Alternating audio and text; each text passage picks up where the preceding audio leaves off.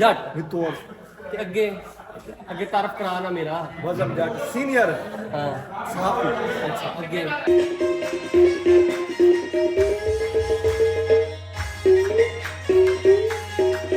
आ मौलाना साहब ਜਿਹੜੇ ਸਮੋਸੇ ਚੋਰ ਨੇ ਕੱਲ ਦੇ ਚੋਰ ਫੜੇ ਗਏ ਸੀ ਤੇਰੀਆਂ ਦੋ ਪਲੇਟਾਂ ਹਜੇ ਵੀ ਉੱਥੇ ਪਈਆਂ ਨੇ ਤੇ ਆ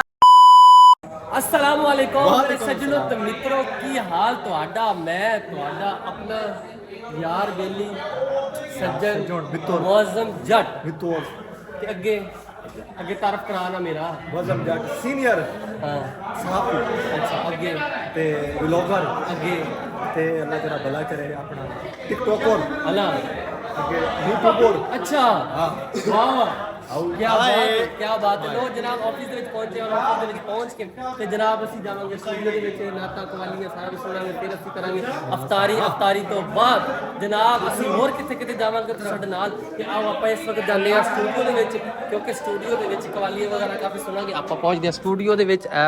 ਸਟੂਡੀਓ ਵਿੱਚ ਆ ਗਏ ਔਰ ਇੱਥੇ ਸੁਣਾਂਗੇ ਆਪਾਂ ਕਵਾਲੀਆਂ ਤੋਂ ਬਾਅਦ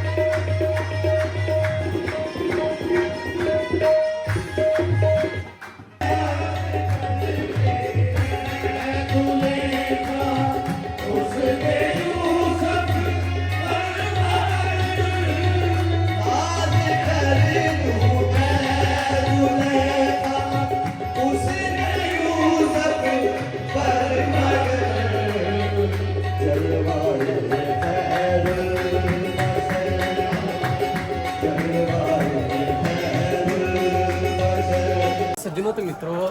अफ्तारी का टाइम हो चला बैंजो सुनी और बहुत ही मजा आया सर बैंजो सुनने का तुसी भी सुनिया होना बहुत बैंजो सुनिया तू यार बड़ा मजा आ गया आई लाइक इट बैंजो सुनिया किवें दा लगा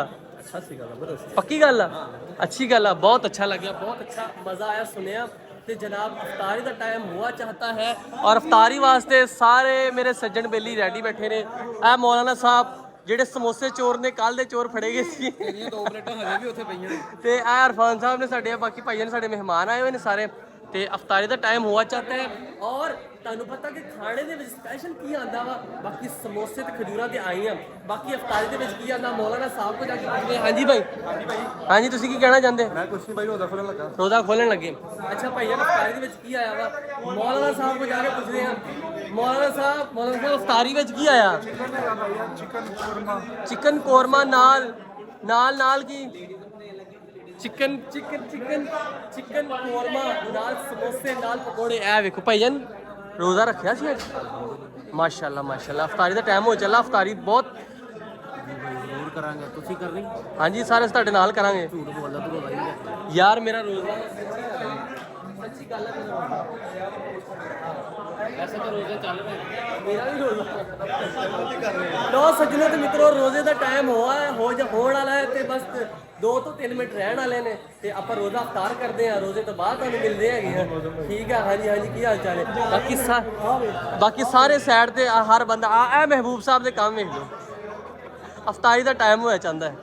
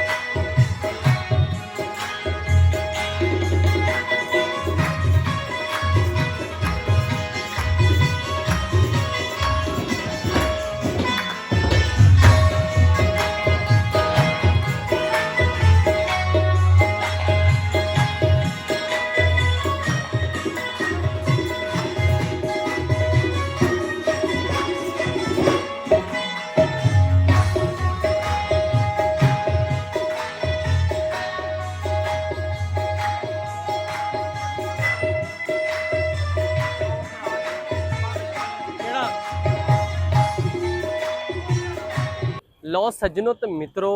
ਅਫਤਾਰੀ ਵੀ ਕਰ ਲਈ ਤੇ ਦੁਬਾਰਾ ਫਿਰ ਆਪਾਂ ਨੇ ਕਵਾਲੀ ਸੁਣੀ ਆਹਾ ਅੱਜ ਤੇ ਚੱਸ ਆ ਗਈ ਨਾਲ ਧਮਾਲ ਅਸੀਂ ਪਾਈ ਮੈਂ ਕਹਿੰਦਾ ਮਜ਼ਾ ਆ ਗਿਆ ਤੇ ਜਨਾਬ ਗੱਲ ਇਹ ਕਿ ਜਨਾਬ ਉਸ ਤੋਂ ਬਾਅਦ ਹੁਣ ਨਿਕਲੇ ਅਸੀਂ ਕੀ ਨਾਮ ਨਮਾਜ਼ ਤਰਾਵੀ ਵਾਸਤੇ ਤੇ ਨਮਾਜ਼ ਤਰਾਵੀ ਪੜਾਂਗੇ ਐ ਵੇਲੋ ਮੈਂ ਇੱਥੇ ਵੀ ਭੁੱਲ ਗਿਆ ਵਾਂ ਕੀ ਕਿਹਾ ਦੁਬਾਰਾ ਬੋਲੀ ਮਾਮਾ ਇੰਨਾ ਮੂੰਹ ਕਰੀਬੋਂ ਮੂੰਹ ਬਣਾਣ ਓ ਯਾਰ ਤੂੰ ਮੇਰੇ ਲਾਗੇ ਰਹਿ ਲੈ ਇੱਥੇ ਰਹਿ ਉਹ ਡਟੋਨੇ ਦੀ ਕਮਰਸ਼ੀਅਲ ਦੇ ਚੈੱਕ ਕਰ ਯਾਰ ਜਨਾਬ ਗੱਡੀ ਸਾਡੀ ਰੈਡੀ ਹੋ ਗਈ ਆ ਤੇ ਗੱਡੀ ਰੈਡੀ ਕਰਕੇ ਸਾਡਾ ਕੈਮਰਾਮੈਨ ਨਹੀਂ ਰੈਡੀ ਹੋ ਰਿਹਾ ਬਸ ਗੱਡੀ ਮੇਰੀ ਜਾਂਦੀ ਹੈ ਛਲੰਗਾ ਮਾਰਦੀ ਗਾਣੇ ਨਹੀਂ ਗਾਣੇ ਨਹੀਂ ਗਾਣੇ ਗੱਡੀ ਜਾਂਦੀ ਛਲੰਗਾ ਮਾਰਦੀ ਤੇ ਜਨਾਬ ਆਜੋ ਗੱਡੀ ਸਾਡੀ ਰੈਡੀ ਹੋ ਗਈ ਹੈ ਤੇ ਗੱਡੀ ਦੇ ਵਿੱਚ ਜਨਾਬ ਹੁਣ ਪਹਿਲੇ ਇਹ ਭਾਈ ਸਾਡਾ ਬਵੇਗਾ ਇਹਦੇ ਮਗਰ ਕਿਉਂਕਿ ਮੈਂ ਖਿੜਕੀ ਵਾਲੀ ਸਾਈਡ ਤੇ ਪੈਣਾ ਮੇਰਾ ਦਿਲ ਖਰਾਬ ਹੁੰਦਾ ਹੈਗਾ ਦਿਲ ਬੜਾ ਤੇਰਾ ਖਰਾਬ ਤੇ ਜਨਾਬ ਲੋ ਜੀ ਗੱਡੀ ਉਹ ਮੇਰਾ ਥੱਲੇ ਬੈਗ ਸੀ ਉਹ ਭਾਈ ਵਿੱਚ ਯਾਰ ਮੈਂ ਚੀਜ਼ਾਂ ਰੱਖੀਆਂ ਹੁੰਦੀਆਂ ਹਲਕੀਆਂ ਹਲਕੀਆਂ ਇਹ ਜਨਾਬ ਆ ਲੋ ਜੀ ਚਲੋ ਜੀ ਗੱਡੀ ਅਸੀਂ ਕੱਢ ਲਈਏ ਸੱਜਣੋ ਮਿੱਤਰੋ ਹੁਣ ਅਸੀਂ ਚੱਲੇ ਨਮਾਜ਼ੇ ਤਰਾਵੀ ਤੇ ਨਮਾਜ਼ੇ ਤਰਾਵੀ ਅਸੀਂ ਪੜਾਂਗੇ ਨਾਲ ਤੁਹਾਡੇ ਵਾਸਤੇ ਦੁਆ ਕਰਾਂਗੇ ਤੁਸੀਂ ਸਾਡੇ ਵਾਸਤੇ ਦੁਆ ਕਰੋ ਤੇ ਉਸ ਤੋਂ ਬਾਅਦ ਫਿਰ ਵੇਖਾਂਗੇ ਕਿਤੇ ਗਏ ਤੇ ਠੀਕ ਹੈ ਵਰਨਾ ਬੋਲਿਆ ਕਰ ਤੂੰ ਇੱਕ ਅੱਜ ਤੱਕ ਤਰਾਵੀ ਨਹੀਂ ਪੜੀ ਯਾਰ ਮੈਂ ਸੁਣਦਾ ਹੁੰਦਾ ਸਾਰੀਆਂ ਸੁਣਦਾ ਕਿ ਨਹੀਂ ਸੁਣਦਾ ਕਿੱਥੇ ਜਾਣਾ ਅਰਸ਼ਦ ਪੜਦਾ ਵਾ ਫਿਜ਼ਾਨੇ ਮਦੀਨਾ ਉੱਥੇ ਜਾਣਾ ਵਾ ਮੁਹੱਸੇ ਆਜ਼ਮ ਤੇ ਲੋ ਜਨਾਬ ਗੱਡੀ ਸਾਡੀ ਨਿਕਲ ਪਈ ਹੁਣ ਹੌਲੀ ਹੌਲੀ ਤੇ ਰਮ ਕੇ ਜਾਂਦੇ ਪਏ ਆ ਆਓ ਫਿਰ ਤੁਸੀਂ ਸਾਡੇ ਨਾਲ